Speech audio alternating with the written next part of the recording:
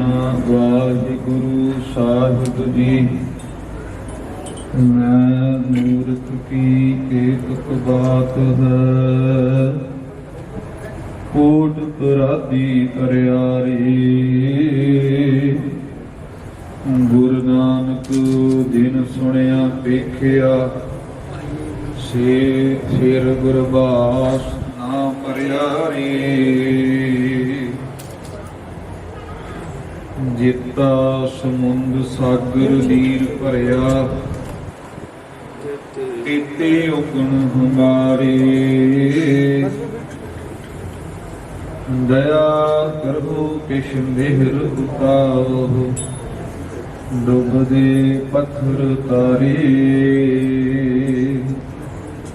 ਜੀੜਾ ਅਗਨ ਬਰਾਬਰ ਤਪੈ, ਭੀਤਰ ਵਗੈ ਤਾਤੀ।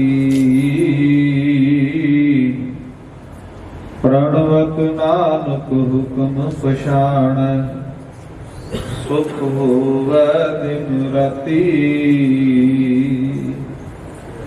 ਮੂਕ ਉਚਰੈ ਸਾਸਤਰ ਖਟ, ਪਿੰਗ ਗਿਰਨ ਚੜ ਜਾਏ। ਆਂਦ ਲਖ ਬਦਰੂ ਸੁਨੈ, ਜੋ ਕਾਲ ਕਿਰਪਾ ਕਰਾਈ। ਦੀਨੋ ਦੁਨੀਆ ਦਰ ਕਮੰਦੇ, ਆਪਰੀ ਰੁਖ ਸਾਰੇ ਬਾ। ਹਰ ਦੁਆਲਮ ਕੀਮਤੇ, ਯਕ ਤਾਰ ਮੂਲੇ ਯਾਰੇ ਮਾ। मान में आरी मुताबे, गमजाई मुजगानियो। यक निगाहे जा फिजाए, बस दबद दर कारी मा। पतित पावन भगत वशल, किरपा निधान जगत दे सांझे सतगुरु गुरु गरीब निवाज ਧੰਨ ਸਤਿਗੁਰੂ ਸ੍ਰੀ ਗੁਰੂ ਗ੍ਰੰਥ ਸਾਹਿਬ ਜੀ ਦੀ ਪਾਵਨ ਪਵਿੱਤਰ ਹਜ਼ੂਰੀ ਅੰਦਰ ਸੁਭਾਈਮਾਨ ਗੁਰੂ ਕੀ ਸਾਜੀ ਨਿਵਾਜੀ ਗੁਰੂ ਖਾਲਸਾ ਸਾਧ ਸੰਗਤ ਦੀ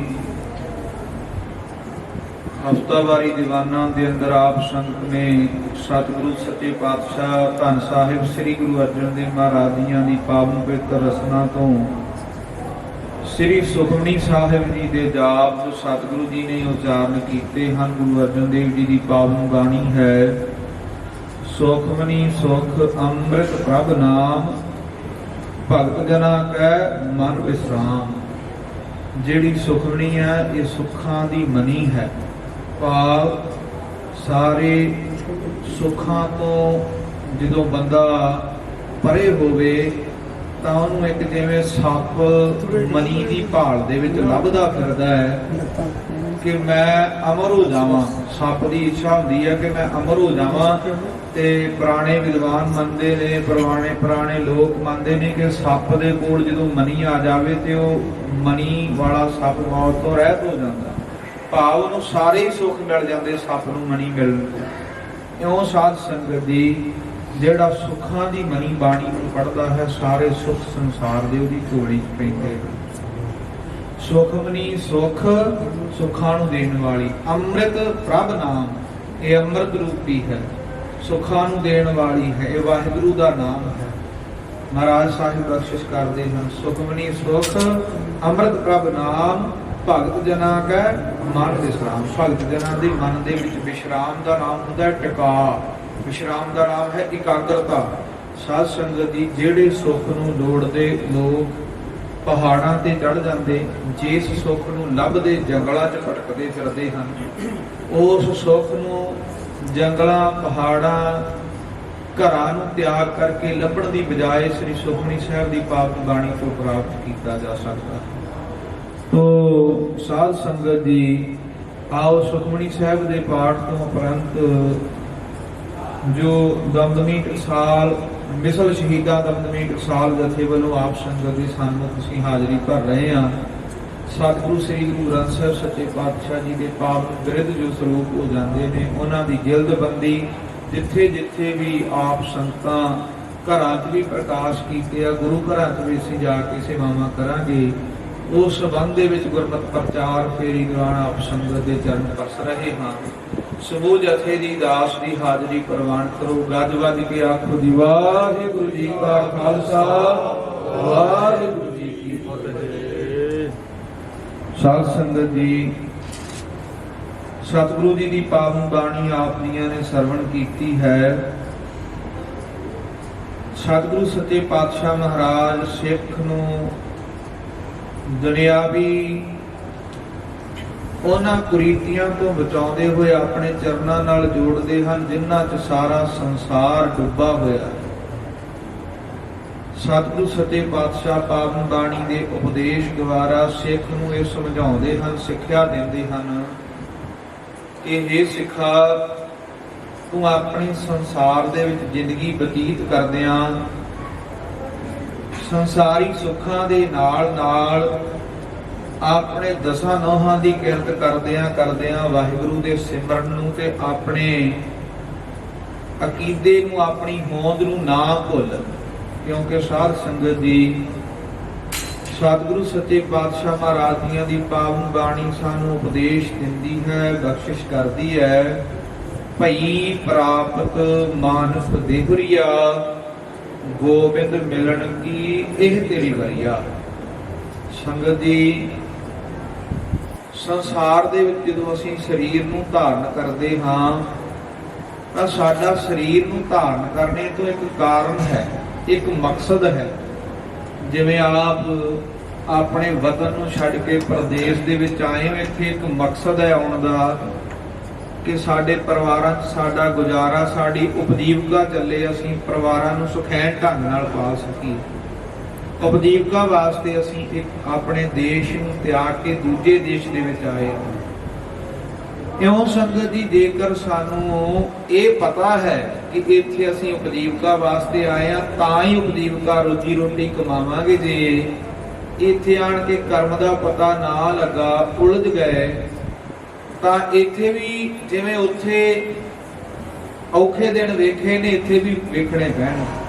ਇੱਥੇ ਆਣ ਕੇ ਜੇ ਮਿਹਨਤ ਹੀ ਨਾ ਕੀਤੀ, ਮਸ਼ੱਕਤ ਹੀ ਨਾ ਕੀਤੀ, ਤਾਂ ਫਿਰ ਸੁੱਖ ਨਹੀਂ ਮਿਲਣਾ। ਇਸੇ ਤਰ੍ਹਾਂ ਸਾਧ ਸੰਗਤ ਜੀ, ਇਹ ਜਿਹੜਾ ਸਾਨੂੰ ਸਰੀਰਕ ਜਾਮਾ ਮਿਲਿਆ ਹੈ, ਜੇ ਇਸ ਨੂੰ ਅਸੀਂ ਪਛਾਣਿਆ ਹੀ ਨਾ ਵੀ ਇਹਦਾ ਕਰਮ ਕੀ ਹੈ, 84 ਲੱਖ ਜੂਨ ਦੇ ਗੇੜ ਚੋਂ ਨਿਕਲ ਕੇ ਇਹ ਬਾਅਦ ਵਿੱਚ ਇੱਕ ਸਾਧ ਸੰਗਤ ਦੀ ਦੇਹੀ ਮਿਲੀ ਹੈ। ਜੇ ਇਸ ਦੇਹੀ ਦਾ ਮਤਲਬ ਹੀ ਨਾ ਸਮਝਿਆ ਤਾਂ ਫਿਰ ਇਸ ਧਰਤੀ ਤੇ ਆਉਣ ਦਾ ਕੋਈ ਫਾਇਦਾ ਨਹੀਂ, ਫਿਰ ਇਸ ਸਰੀਰ ਦੇ ਵਿੱਚ ਆਉਣ ਦਾ ਕੋਈ ਫਾਇਦਾ ਨਹੀਂ। ਕਿਉਂਕਿ ਸਾਧ ਸੰਗਤ ਦੀ ਸ਼ਾਸਤਰਾਂ ਦੇ ਵਿੱਚ ਬਚਨ ਆਉਂਦਾ ਹੈ, ਸ਼ਾਸਤਰ ਕਹਿੰਦਾ ਹੈ ਨਰਨ ਗਿਆਨ ਸਮ ਅਧਿਕਤਾ, ਗਿਆਨ ਬਿਨਾ ਨਰ ਪਸ ਜਾਨ। ਪਸ਼ੂ ਦੇ ਵਿੱਚ ਤੇ ਇਨਸਾਨ ਦੇ ਵਿੱਚ ਇੰਨਾ ਕੁ ਫਰਕ ਹੈ ਸਿਰਫ ਕਿ ਪਸ਼ੂ ਕੋਲ ਗਿਆਨ ਨਹੀਂ ਹੈ ਤੇ ਬੰਦੇ ਕੋਲ ਗਿਆਨ ਹੈ, ਬਾਕੀ ਸਾਰਾ ਕੁਝ ਬਰਾਬਰ ਹੈ। ਖਾਂਦਾ ਪਸ਼ੂ ਹੈ, ਇਨਸਾਨ ਵੀ ਖਾਂਦਾ ਹੈ। ਭੋਗਦਾ ਪਸ਼ੂ ਹੈ, ਇਨਸਾਨ ਵੀ ਭੋਗਦਾ ਹੈ। ਸੌਂਦਾ ਪਸ਼ੂ ਹੈ, ਇਨਸਾਨ ਵੀ ਸੌਂਦਾ ਹੈ। ਇਸੇ ਤਰ੍ਹਾਂ ਸੰਗਤ ਜੀ, ਬੱਚੇ ਪਸ਼ੂ ਪੈਦਾ ਕਰਦਾ, ਇਨਸਾਨ ਵੀ ਕਰਦਾ ਹੈ। ਫਿਰ ਫਰਕ ਕੀ ਹੈ? ਸ਼ਾਸਤਰ ਕਹਿੰਦਾ ਹੈ ਨਰਨ ਗਿਆਨ ਸਾਮ ਅਧਿਕਤਾ। ਬਾਕੀ ਸਾਰਾ ਕੁਝ ਮਨੁੱਖ ਤੇ ਪਸ਼ੂ ਦਾ ਸਾਮਨਾਮ ਬਰਾਬਰ ਹੈ, ਪਰ ਇਨਸਾਨ ਦੇ ਵਿੱਚ ਇੱਕ ਗਿਆਨ ਅਧਿਕ ਨਾਮ ਵੱਧਦਾ ਹੈ, ਇੱਕ ਗਿਆਨ ਹੀ ਵੱਧ ਹੈ। ਗਿਆਨ ਬਿਨਾ ਨਰ ਪਸ ਜਾਨ, ਗਿਆਨ ਤੋਂ ਬਿਨਾ ਇਨਸਾਨ ਪਸ਼ੂ ਦੀ ਨਿਆਈ ਹੈ। ਜਿਵੇਂ ਸਤਿਗੁਰੂ ਜੀ ਦੀ ਪਾਵਨ ਬਾਣੀ ਤੇ ਵੀ ਬਚਨ ਪੜ੍ਹਦੇ ਹਾਂ, ਰੋਜ਼ ਆਸਾ ਦੀ ਵਾਰ ਚ ਕਰਤੂਤ ਪਸ਼ੂ ਕੀ, ਮਾਨਸ ਜਾਤ ਲੋਕ ਪਕਾਰਾ ਕਰੈ ਦਿਨ ਰਾਤ। ਭਾਵ ਇਨਸਾਨ ਜੇਕਰ ਆਪਣੇ ਕਰਮ ਨੂੰ ਨਹੀਂ ਪਛਾਣਦਾ, ਆਪਣੀ ਸਰੀਰਕ ਜਾਤੀ ਨੂੰ ਨਹੀਂ ਪਛਾਣਦਾ, ਜਾਤੀ ਦਾ ਭਾਵ ਇਹ ਨਹੀਂ ਕਿ ਮੈਂ ਜੱਟ ਹਾਂ ਜਾਂ ਮੈਂ ਕਿਸੇ ਹੋਰ ਬਰਾਦਰੀ ਦਾ ਹਾਂ ਜਾਂ ਮੈਂ ਰਾਮਗੜੀਆਂ, ਇਹਨੂੰ ਜਾਤੀ ਨਹੀਂ ਕਿਹਾ ਜਾਂਦਾ ਸੰਗਤ ਜੀ। ਜਾਤੀ ਨਾਮ ਸਾਡੇ ਸਰੀਰ ਤੋਂ ਭਾਵ ਹੈ ਕਿ ਅਸੀਂ ਕਿਹੜੇ ਸਰੀਰ ਦੇ ਵਿੱਚ ਹਾਂ। ਅਸੀਂ ਪਸ਼ੂ ਹਾਂ ਪੰਛੀ ਹਾਂ, ਰੁੱਖ ਹਾਂ, ਬਿਰਖ ਹਾਂ, ਅਰਾਉ ਹਾਂ। ਸਰੀਰਕ ਜਾਤੀ ਇਹ ਹੈ। ਸੋ ਕਵੀ ਸੈਨਾਪਤੀ ਸਤਿਗੁਰੂ ਸੱਚੇ ਪਾਤਸ਼ਾਹ ਮਹਾਰਾਜ ਜੀਆਂ ਦੇ 52 ਕਵੀਆਂ ਦੇ ਵਿੱਚੋਂ ਕਵੀ ਹੋਏ ਹਨ। ਉਹਨਾਂ ਨੇ ਇੱਕ ਗ੍ਰੰਥ ਦਾ ਉਲੱਥਾ ਕੀਤਾ ਹੈ, ਚਾਣਕਿਆ ਰਾਜਨੀਤੀ, ਜੋ ਖਾਲਸੇ ਦੇ ਵਿੱਚ ਪੜ੍ਹਨ ਦਾ ਸਾਧ ਸੰਗਤ ਦੀ ਸ਼ੁਰੂ ਤੋਂ ਰਿਵਾਜ ਰਿਹਾ। ਕਲਗੀਧਰ ਸੱਚੇ ਪਾਤਸ਼ਾਹ ਮਹਾਰਾਜ ਜੀਆਂ ਦੇ 52 ਬਚਨਾਂ ਦੇ ਵਿੱਚ ਮਹਾਰਾਜ ਜੀ ਬਖਸ਼ਿਸ਼ ਕਰਦੇ ਹਨ, ਰਾਜਨੀਤੀ ਪੜ੍ਹਨੀ। ਉਹ ਸਾਧ ਸੰਗਤ ਦੀ ਇਉਂ ਰਾਜਨੀਤੀ ਗ੍ਰੰਥ ਦੇ ਵਿੱਚ ਸੈਨਾਪਤੀ ਜੀ ਲਿਖਦੇ ਹਨ, ਕਹਿੰਦੇ ਬ੍ਰਹਮ ਮੁਹੂਰਤ ਉੱਠੈ ਨਰ ਚਿਤਵੈ ਇਤੀ ਬਾਤ।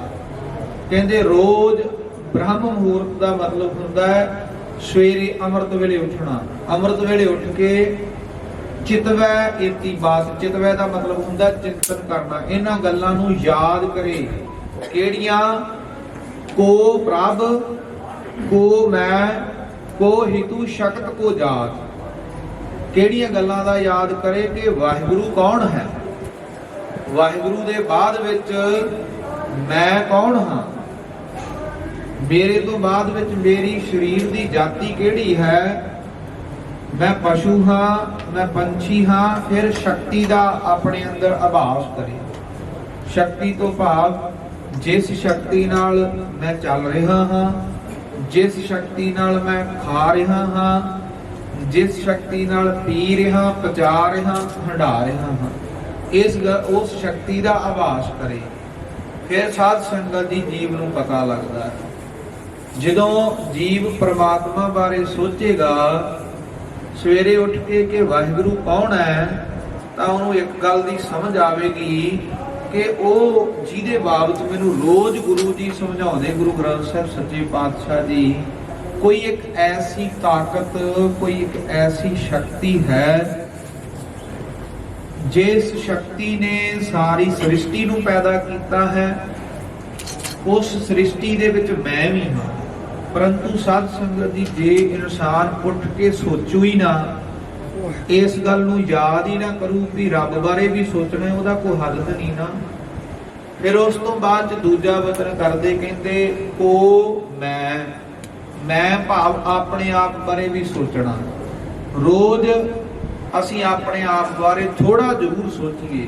ਸੰਗਤ ਜੀ, ਕੁਝ ਲੋਕ ਗੁੰਮਰਾਹ ਹੋਏ ਆਪਣੇ ਪਰਿਵਾਰਾਂ ਨੂੰ ਛੱਡ ਕੇ ਜੰਗਲਾਂ ਬੇਲਿਆਂ ਚਲੇ ਜਾਂਦੇ ਰੱਬ ਲੱਭਣ। ਰੱਬ ਲੱਭਣ ਦੀ ਬਜਾਏ ਖੁਦ ਨੂੰ ਲੱਭਣਾ ਹੈ। ਇਸ ਸੰਸਾਰ ਦੇ ਵਿੱਚ ਰੱਬ ਕਿਤੇ ਵੀ ਨਹੀਂ ਗਵਾਚਾ। ਸਾਹਿਬ ਜੀ ਦੀ ਬਾਣੀ ਰੋਜ਼ ਪੜ੍ਹਦੇ ਆ। ਸਤਿਗੁਰੂ ਸੱਚੇ ਪਾਤਸ਼ਾਹ ਸ੍ਰੀ ਗੁਰੂ ਤੇਗ ਬਹਾਦਰ ਮਹਾਰਾਜ ਜੀ ਬਖਸ਼ਿਸ਼ ਕਰਦੇ ਹਨ, ਘਾਟ ਘਾਟ ਮੈਂ ਹਰਜੂ ਬਸੈ ਸੰਤਨ ਕਹਿਓ ਪੁਕਾਰ। ਘਾਟ ਦਾ ਨਾਮ ਹੁੰਦਾ ਹੈ ਥੋੜੀ ਥੋੜੀ ਜਗ੍ਹਾ। ਜਿੰਨੀ ਵੀ ਇਹ ਸਾਰੀ ਖਾਲੀ ਜਗ੍ਹਾ ਵੇਖ ਰਹੇ ਆ, ਜਿੱਥੇ ਸਾਨੂੰ ਖਾਲੀ ਵੀ ਪ੍ਰਤੀਤ ਹੋ ਰਿਹਾ, ਕੁਝ ਦ੍ਰਿਸ਼ਟਮਾਨ ਦਿਸਦਾ ਨਹੀਂ ਹੈ, ਇੱਥੇ ਵੀ ਪ੍ਰਮਾਤਮਾ ਹੈ। ਕੋਈ ਐਸੀ ਸਹਿਬਨ ਘਾਟ ਨਾ ਕੋਈ, ਵਾਹਿਗੁਰੂ ਤੋਂ ਬਿਨਾਂ ਤੇ ਕੋਈ ਖਾਲੀ ਜਗ੍ਹਾ ਹੀ ਨਹੀਂ ਹੈ। ਤੋ ਸਾਧ ਸੰਗਤ ਜੀ, ਜਦੋਂ ਅਸੀਂ ਰੱਬ ਨੂੰ ਲੱਭਣ ਲੱਗਾਂਗੇ, ਰੱਬ ਤਾਂ ਬਿਲਕੁਲ ਘਟ ਦੇ ਅੰਦਰ ਵਸਿਆ ਤੇ ਰੱਬ ਨੂੰ ਲੱਭਣ ਦੀ ਤਾਂ ਜ਼ਰੂਰਤ ਹੀ ਨਹੀਂ ਹੈ, ਉਹ ਤਾਂ ਲੱਭਿਆ ਹੈ। ਲੱਭਣ ਦੀ ਕਿਹਨੂੰ ਜ਼ਰੂਰਤ ਹੈ? ਮੈਂ ਨੂੰ। ਸਾਨੂੰ ਖੁਦ ਨੂੰ ਲੱਭਣ ਦੀ ਜ਼ਰੂਰਤ ਹੈ।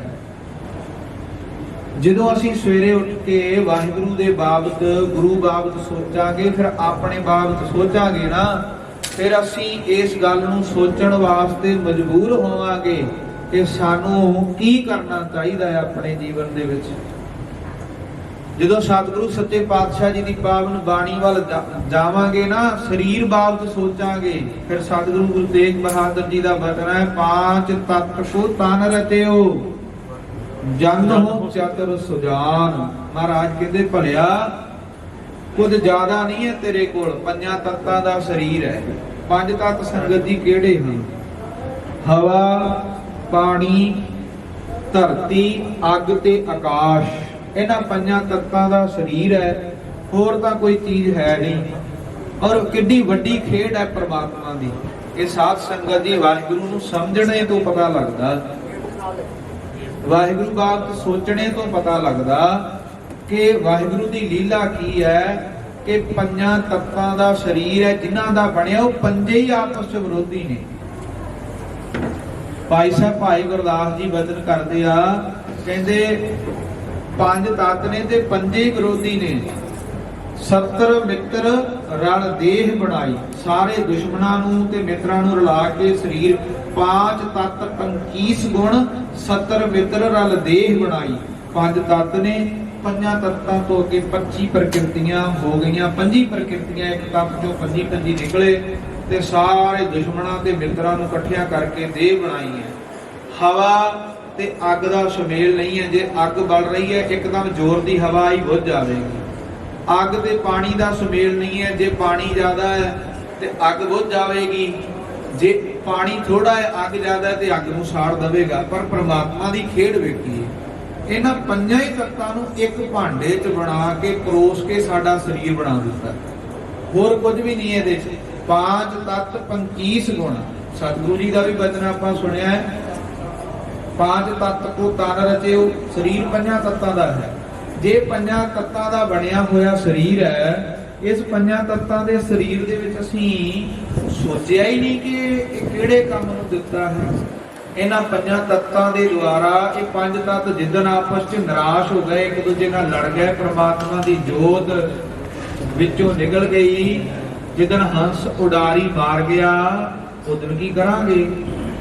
ਤੋ ਸਾਧ ਸੰਗਤ ਜੀ, ਜੇਕਰ ਅਸੀਂ ਸਵੇਰੇ ਉੱਠ ਕੇ ਪ੍ਰਮਾਤਮਾ ਬਾਬਤ ਸੋਚਦੇ ਹਾਂ, ਆਪਣੇ ਬਾਬਤ ਸੋਚਾਂਗੇ ਕਿ ਵਾਕਿਆ ਹੀ ਇਹ ਪੰਜਾਂ ਤੱਤਾਂ ਦਾ ਸਰੀਰ ਹੈ, ਕੋਈ ਪਤਾ ਨਹੀਂ ਕਿਦਨ ਕਿਹੜੇ ਤੱਤ ਨੇ ਢਿੱਲ ਮੱਠ ਵਰਤ ਜਾਣੀ, ਫਿਰ ਪ੍ਰਮਾਤਮਾ ਬਾਬਤ ਖਿਆਲ ਆਵੇਗਾ। ਲੱਭਣ ਦੀ ਲੋੜ ਖੁਦ ਨੂੰ ਹੈ, ਪ੍ਰਮਾਤਮਾ ਨੂੰ ਨਹੀਂ।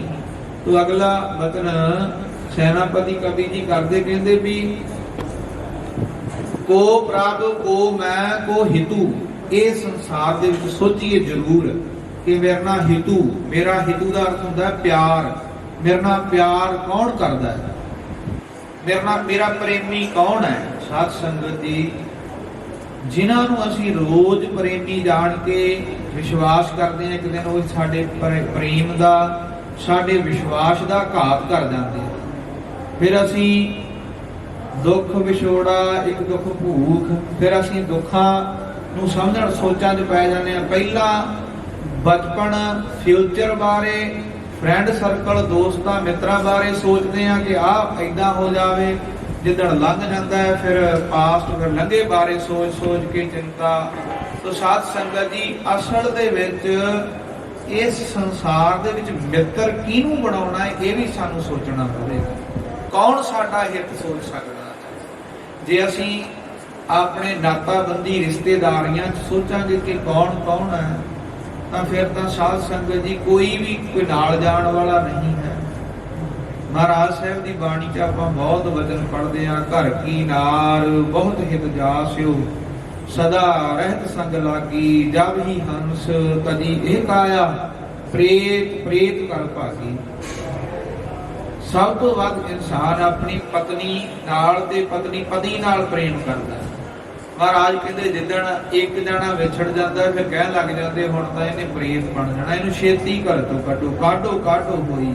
ਪਾਵਨ ਬਾਣੀ 'ਚ ਮਤਲਬ ਲਿਖਦੇ ਮਹਾਰਾਜ। ਤੋ ਸਾਧ ਸੰਗਤ ਜੀ, ਸਾਨੂੰ ਹਿੱਤ ਕਿਹਦੇ ਨਾਲ ਕਰਨਾ ਚਾਹੀਦਾ ਹੈ? ਜੋ ਸਾਡਾ ਦ੍ਰਿਸ਼ਟੀ ਮਾਰਗ ਹੋਵੇ। ਦ੍ਰਿਸ਼ਟੀ ਮਾਰਗ ਤੋਂ ਭਾਵ ਜਿਹੜਾ ਸਾਨੂੰ ਰਸਤਾ ਵਿਖਾਵੇ। ਜੇ ਜਿਹਨੇ ਸਾਨੂੰ ਰਸਤਾ ਵਿਖਾਇਆ ਜਾਂ ਵਿਖਾ ਰਿਹਾ ਹੈ, ਉਹਦੇ ਨਾਲ ਹਿੱਤ ਕਰੀਏ। ਸਾਧ ਸੰਗਤ ਜੀ, ਸਤਿਗੁਰੂ ਜੀ ਦੀ ਪਾਵਨ ਬਾਣੀ 'ਚ ਮਹਾਰਾਜ ਬਹੁਤ ਵਾਰ ਸਮਝਾਉਂਦੇ ਹਨ ਕਿ ਸਾਨੂੰ ਗੁਰੂ ਗ੍ਰੰਥ ਸਾਹਿਬ ਸੱਚੇ ਪਾਤਸ਼ਾਹ ਇਤਿਆਦਿਕ ਗੁਰਮੁਖਾਂ ਦੀ ਸੰਗਤ ਵੱਡੇ ਭਾਗਾਂ ਦੇ ਨਾਲ ਮਿਲਦੀ ਹੈ, ਜੇ ਕੋਈ ਪੂਰਬਲਾ ਕਰਮ ਚੰਗਾ ਕੀਤਾ। ਸਤਿਗੁਰੂ ਜੀ ਦੀ ਪਾਵਨ ਬਾਣੀ 'ਚ ਬਚਨ ਆਪਾਂ ਪੜ੍ਹਦੇ ਹਾਂ, ਸੰਸਾਰੀ ਜੀਵ ਕਿਹਨਾਂ ਨੂੰ ਵੱਡੇ ਭਾਗਾਂ ਵਾਲਾ ਮੰਨਦੇ ਨੇ?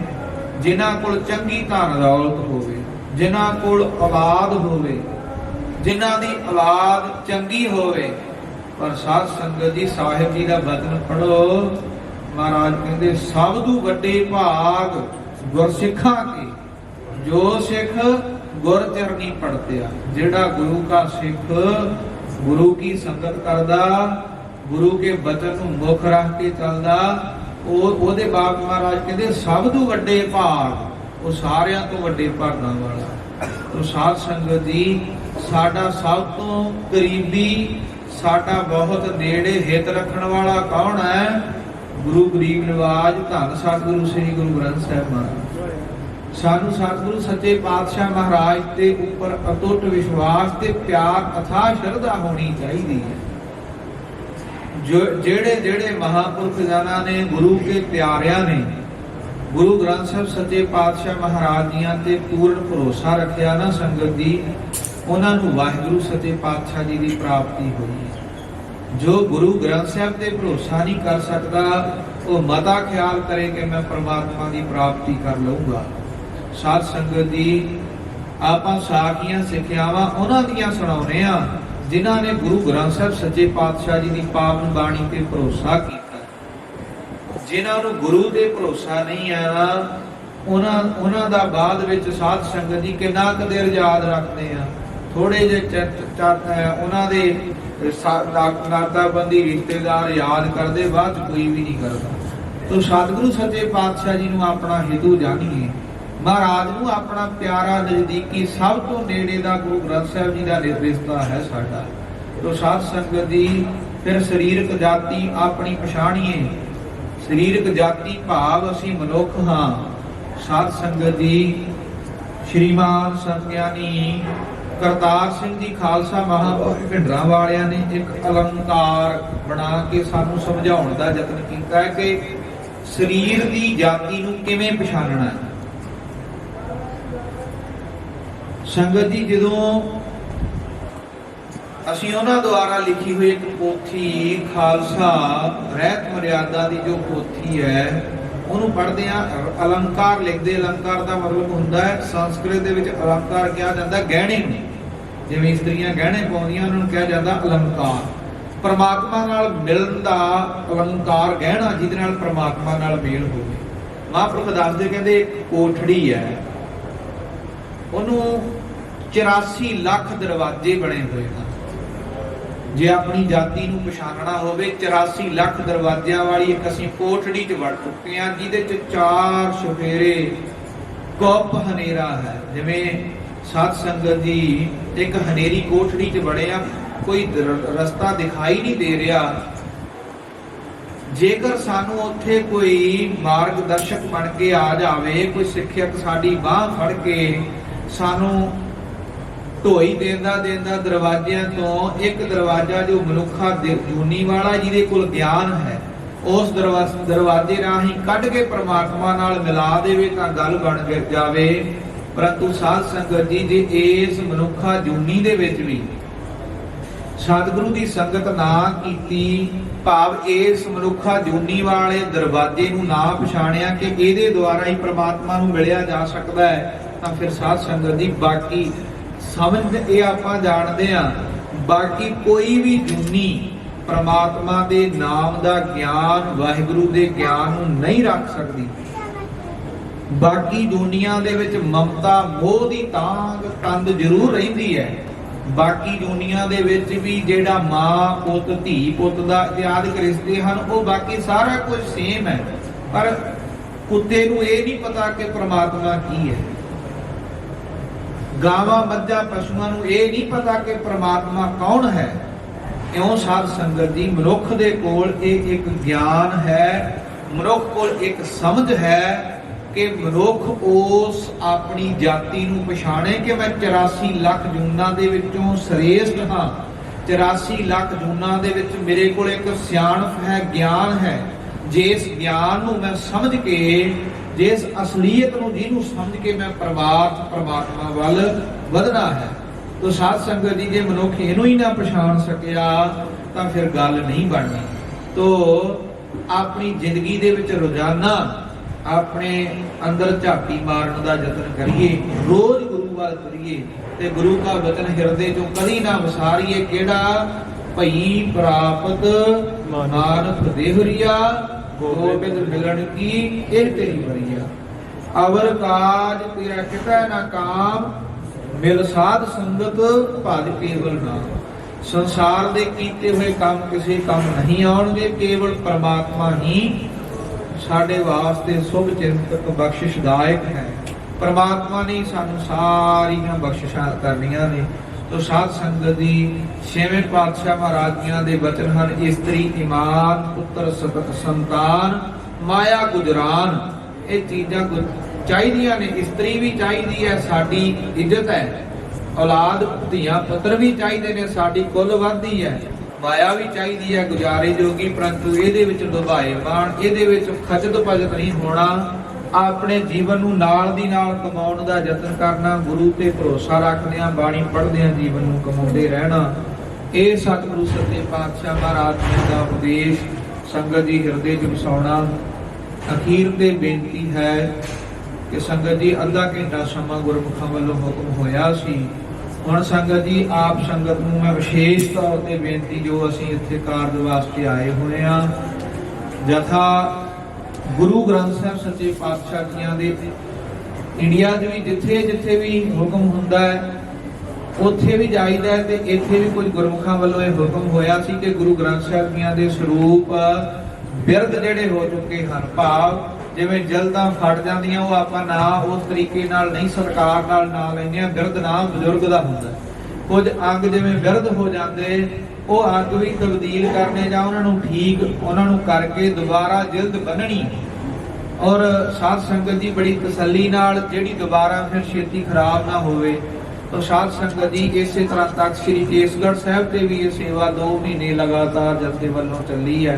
तो इत्थे हुण जिन्हां गुरमुखां ने घरां च जां होर जिथे जिथे भी गुरु ग्रंथ साहिब जी दे स्वरूप प्रकाशमान कीते होए हन, उन्हां संगतां नूं बेनती है कि भाई सतगुरु सच्चे पातशाह महाराज जी दी सेवा वास्ते असीं आप संगत दे हाਜ਼ਰ हां।